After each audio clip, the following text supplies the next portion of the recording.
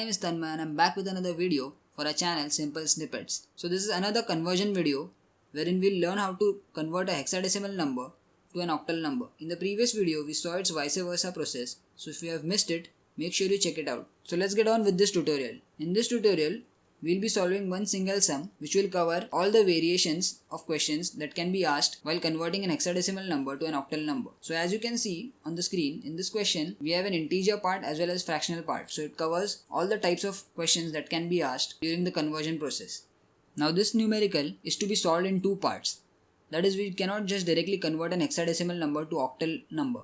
So here we first need to convert the hexadecimal number to a binary number in part A, and in part B we'll convert that binary number to octal number. So let's start with part A.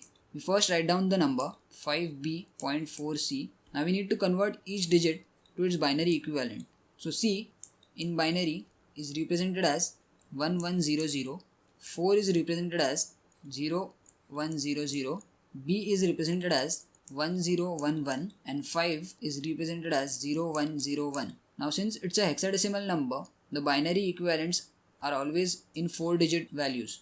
So 5b.4c in hexadecimal is equal to 0101 1011.0100 1100 in binary. Now this is the end of part A.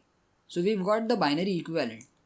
Now we need to convert this binary equivalent back to octal number. So we have a separate video wherein we learn how to convert an octal number or a binary number to an octal number and vice versa.